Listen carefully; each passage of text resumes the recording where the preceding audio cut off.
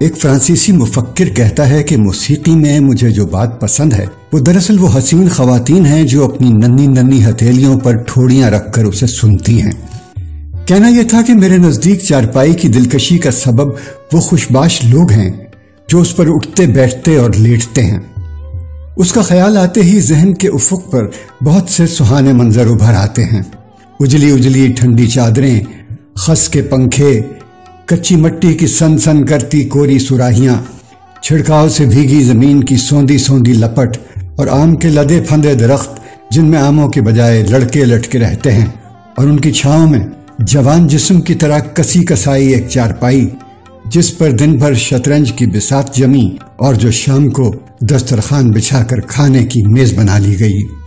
ذرا غور سے دیکھیے تو یہ وہی چارپائی ہے جس کی سیڑھی بنا کر سگڑ بیویاں مکڑی کے جالے اور چلبلے لڑکے چڑیوں کے گھونسلے اتارتے ہیں، اور جب ساون میں اودی اودی گھٹائیں اٹھتی ہیں تو ادوان کھول کر لڑکیاں دروازے کی چوکھٹ اور والدین چارپائیوں میں جھولتے ہیں۔ اسی پر نومولود بچے غاؤں غاؤں کرتی چندھیاتی ہوئی آنکھیں کھول کر اپنے والدین کو دیکھتے ہیں اور روتے ہیں، اور اسی پر دیکھتے ہی دیکھتے اپنے پیاروں کی آنکھیں بند ہو جاتی ہیں۔ اگر یہ اندیشہ نہ ہوتا کہ بعض حضرات اس مضمون کو چارپائی کا پرچہ ترکیب استعمال سمجھ لیں گے تو اس ضمن میں کچھ اور تفصیلات پیش کرتا، لیکن جیسا کہ پہلے اشارہ کر چکا ہوں، یہ مضمون اس تہذیبی علاقت کا قصیدہ نہیں، مرثیہ ہے۔ اسی طرح پایوں کے حجم اور شکل کی بھی تخصیص نہیں۔ انہیں سامنے رکھ کر آپ غبی سے غبی لڑکے کو اقلیدس کی تمام شکلیں سمجھا سکتے ہیں، اور اس مہم کو سر کرنے کے بعد آپ کو احساس ہوگا کہ ابھی کچھ شکلیں ایسی رہ گئی ہیں جن کا نہ صرف اقلیدس بلکہ تجریدی مصوری میں بھی کوئی ذکر نہیں۔ دیہات میں ایسے پائے عام ہیں جو آدھے پٹیوں سے نیچے اور آدھے اوپر نکلے ہوتے ہیں۔ ایسی چارپائیوں کا الٹا سیدھا دریافت کرنے کی آسان ترکیب یہ ہے کہ جس طرف باندھ صاف ہو وہ ہمیشہ الٹا ہوگا، لیکن ساتھ ہی ساتھ ہماری نظر سے خراد کے بنے ایسے سڈول پائے بھی گزرے ہیں جنہیں چوڑی دار پاجامہ پہنانے کو جی چاہتا ہے۔ اس قسم کے پایوں سے منٹو مرحوم کو جو والہانہ عشق رہا ہوگا، اس کا اظہار انہوں نے اپنے ایک دوست سے ایک میم کی حسین ٹانگیں دیکھ کر اپنے مخصوص انداز میں کیا۔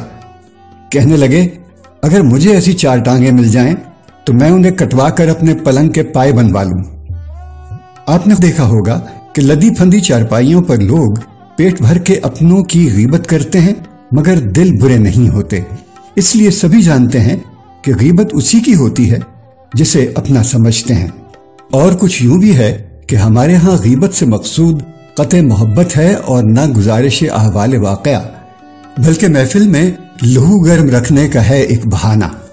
لوگ گھنٹوں چارپائی پر کسمساتے رہتے ہیں مگر کوئی اٹھنے کا نام نہیں لیتا، اس لیے کہ ہر شخص اپنی جگہ بخوبی جانتا ہے کہ اگر وہ چلا گیا تو فوراً اس کی غیبت شروع ہو جائے گی۔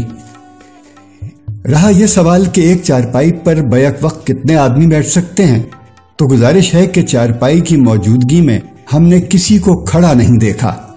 ہم تو اتنا جانتے ہیں کہ تنگ سے تنگ چارپائی پر بھی لوگ ایک دوسرے کی طرف پاؤں کیے الف کی شکل میں سوتے رہتے ہیں۔ چنچل ناری کا چیتے جیسا اجیت بدن ہو یا کسی عمر رسیدہ کی کمان جیسی خمیدہ کمر، یہ اپنے آپ کو ہر قالب کے مطابق ڈھال لیتی ہے، اور نہ صرف یہ کہ اس میں بڑی وسعت ہے بلکہ اتنی لچک بھی ہے کہ آپ جس آسن سے چاہیں بیٹھیں اور لیٹ جائیں۔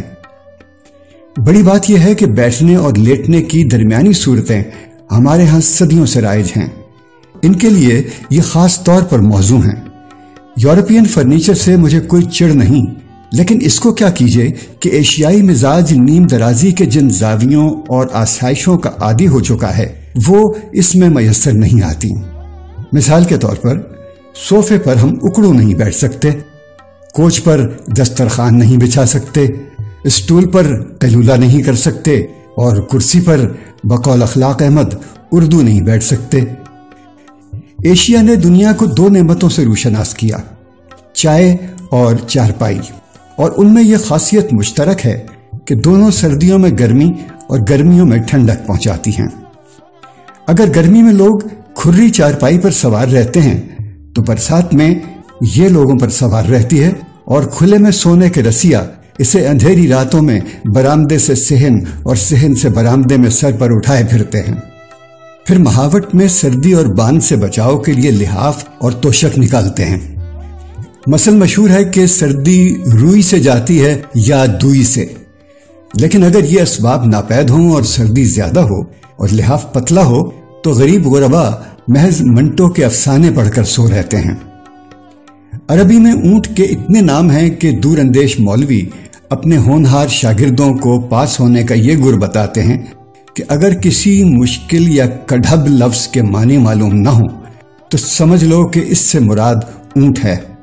اسی طرح اردو میں چارپائی کی جتنی قسمیں ہیں، اس کی مثال اور کسی ترقی یافتہ زبان میں شاید ہی مل سکے۔ لیکن چارپائی کی سب سے خطرناک قسم وہ ہے جس کے بچے کھچے اور ٹوٹے ادھڑے بانوں میں اللہ کے برگزیدہ بندے محض اپنی قوت ایمان کے زور سے اٹکے رہتے ہیں۔ اس قسم کے جھلنگے کو بچے بطور جھولا اور بڑے بوڑھے آلۂ تزکیہ نفس کی طرح استعمال کرتے ہیں۔ اونچے گھرانوں میں اب تک ایسی چارپائیوں کو غریب رشتہ داروں کی طرح کونوں کھدروں میں آڑے وقت کے لیے چھپا کر رکھا جاتا ہے۔ خود مجھے مرزا عبد الودود بیگ کے ہاں ایک رات ایسی ہی چارپائی پر گزارنے کا اتفاق ہوا، جس پر لیٹتے ہی اچھا بھلا آدمی نون غنہ بن جاتا ہے۔ اس میں داخل ہو کر میں ابھی اپنے اعمال کا جائزہ ہی لے رہا تھا کہ یکا یک اندھیرا ہو گیا، جس کی وجہ غالباً یہ ہوگی کہ ایک دوسرا ملازم اوپر ایک دری اور بچھا گیا۔ اس خوف سے کہ دوسری منزل پر کوئی اور سواری نہ آ جائے، میں نے سر سے دری پھینک کر اٹھنے کی کوشش کی تو گھٹنے بڑھ کر پیشانی کی بلائیں لینے لگے۔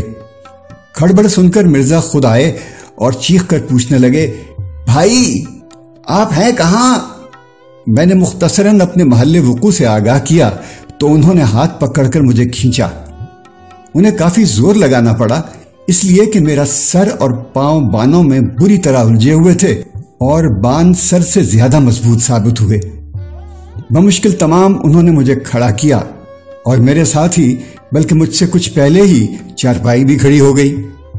کہنے لگے، کیا بات ہے، آپ کچھ بے قرار سے لگتے ہیں، معدے کا فعل درست معلوم نہیں ہوتا۔ میرے جواب کا انتظار کیے بغیر وہ دوڑ کر اپنا تیار کردہ چورن لے آئے اور اپنے ہاتھ سے میرے منہ میں ڈالا۔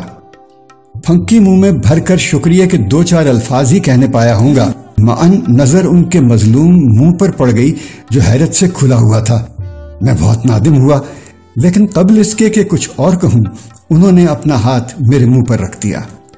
پھر مجھے آرام کرنے کی تلقین کر کے منہ دھونے چلے گئے۔ میں یہ چارپائی اوڑھے لیٹا تھا کہ ان کی منجلی بچی آ نکلی، تتلا کر پوچھنے لگی، چاچا جان اکڑو کیوں بیٹھے ہیں؟ بعد ازاں سب بچے مل کر اندھا بھینسا کھیلنے لگے۔ بلاخر ان کی امی کو مداخلت کرنا پڑی۔ کمبختو، اب تو چپ ہو جاؤ، کیا گھر کو بھی اسکول سمجھ رکھا ہے؟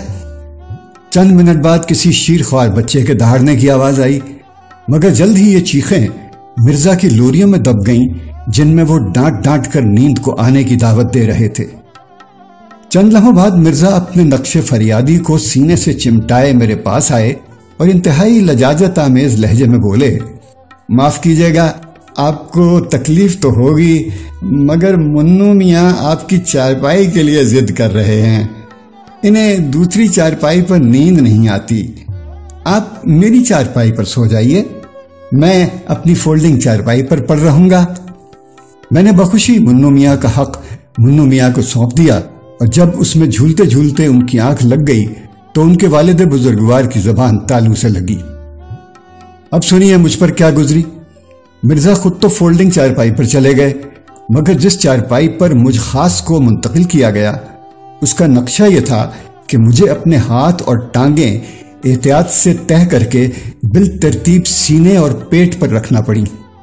اس شب تنہائی میں نیند سے کچھ دیر پہلے 2 چشمی ہے بنا یونانی پروقرات کے بارے میں سوچتا رہا۔ اس کے پاس 2 چارپائیاں تھیں، ایک لمبی اور دوسری چھوٹی۔ ٹھگنے مہمان کو وہ لمبی چارپائی پر سلاتا اور کھینچ تان کر کے اس کا جسم چارپائی کے برابر کر دیتا۔ اس کے برعکس لمبے آدمی کو وہ چھوٹی چارپائی دیتا اور جسم کے زائد حصوں کو کاٹ چھانٹ کر کے ابدی نیند سلا دیتا۔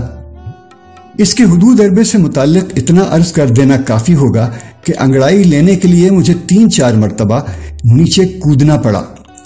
کودنے کی ضرورت یوں پیش آئی کہ ان کی اونچائی درمیانہ تھی۔ یہاں درمیانہ سے ہماری مراد وہ پست بلندی ہے یا موزوں سطح مرتفع ہے جس کو دیکھ کر یہ خیال پیدا ہو کہ نہ تو زمین کے لیے ہے نہ آسماں کے لیے۔ ایک محتاط اندازے کے مطابق ہمارے ہاں ایک اوسط درجے کے آدمی کی 2/3 زندگی چارپائی پر گزرتی ہے اور بقیہ اس کی آرزو میں۔ بالخصوص عورتوں کی زندگی اسی محور کے گرد گھومتی ہے جو بساط محفل بھی ہے اور مونس تنہائی بھی۔ اسی کے سہارے وہ تمام مصائب جھیل لیتی ہیں۔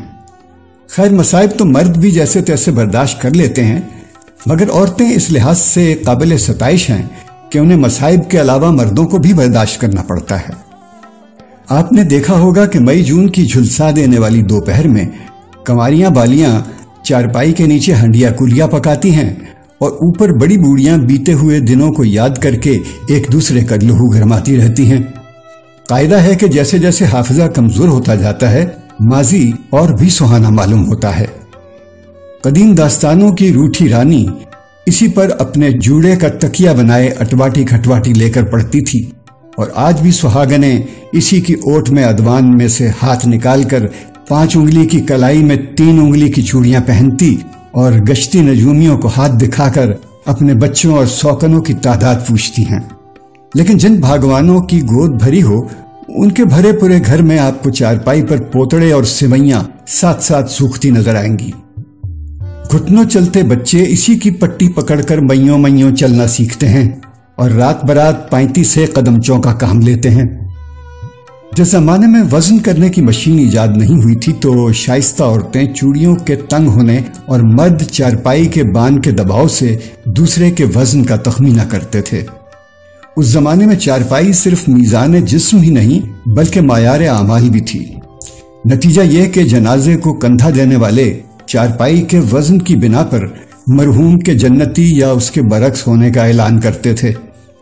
بر صغیر میں چند علاقے ایسے بھی ہیں جہاں اگر چارپائی کو آسمان کی طرف پائنتی کر کے کھڑا کر دیا جائے تو ہمسائے تعزیت کو آنے لگتے ہیں۔ سوگ کی یہ علامت بہت پرانی ہے، گو کہ دیگر علاقوں میں یہ عمودی نہیں ہوتی، افقی ہوتی ہے۔ اب بھی گنجان محلوں میں عورتیں اسی عام فہم استعارے کا سہارا لے کر کوستی سنائی دیں گی: الہی تن تن کوڑ ٹپکے، مچمچاتی ہوئی کھاٹ نکلے۔ دوسرا بھرپور جملہ بد دعا ہی نہیں بلکہ وقت ضرورت نہایت جامع اور مانے سوانے عمری کا بھی کام دے سکتا ہے، کیونکہ اس میں مرحومہ کی عمر، نامرادی، وزن اور ڈیل ڈول کے متعلق نہایت بلیغ اشارے ملتے ہیں۔ قدرت نے اپنی رحمت سے صفائی کا کچھ ایسا انتظام کر رکھا ہے کہ ہر ایک چارپائی کو سال میں کم از کم 2 مرتبہ کھولتے پانی سے دھارنے کی ضرورت پیش آتی ہے۔ جو نفاست پسند حضرات جان لینے کا یہ طریقہ جائز نہیں سمجھتے، وہ چارپائی کو الٹا کر کے چلچلاتی دھوپ میں ڈال دیتے ہیں، پھر دن بھر گھر والے کھٹمل اور محلے والے عبرت پکڑتے ہیں۔ چارپائی سے پراسرار آوازیں نکلتی ہیں، ان کا مرکز دریافت کرنا اتنا ہی دشوار ہے جتنا کہ بارش کی اندھیری رات میں کھوج لگانا کہ مینڈک ٹرانے کی آواز کدھر سے آئی، یا کہ یہ تشخیص کرنا کہ آدھی رات کو بلبلاتے ہوئے شیرخوار بچے کے درد کہاں اٹھ رہا ہے۔ چرچراتی ہوئی چارپائی کو میں نہ گلے نغمہ سمجھتا ہوں، نہ پردہ ساز اور نہ اپنی شکست کی آواز۔ در حقیقت یہ آواز چارپائی کا اعلان صحت ہے، کیونکہ اس کے ٹوٹتے ہی یہ بند ہو جاتی ہے۔ علاوہ ازیں ایک خودکار الارم کی حیثیت سے یہ شب بیداری اور سحر خیزی میں مدد دیتی ہے۔ بعض چارپائیاں اس قدر چغل خور ہوتی ہیں کہ ذرا کروٹ بدلیں تو دوسری چارپائی والا کلمہ پڑھتا ہوا ہڑبڑا کر اٹھ بیٹھتا ہے۔ اگر پاؤں بھی سکیڑیں تو کتے اتنے زور سے بھونکتے ہیں کہ چوکیدار تک جاگ جاتے ہیں۔ اس کا یہ فائدہ ضرور ہوتا ہے کہ لوگ رات بھر نہ صرف ایک دوسرے کی جان و مال بلکہ چال چلن کی بھی چوکیداری کرتے رہتے ہیں۔ اگر ایسا نہیں ہے تو پھر آپ ہی بتائیے کہ رات کو آنکھ کھلتے ہی نظر سب سے پہلے پاس والی چارپائی پر کیوں جاتی ہے؟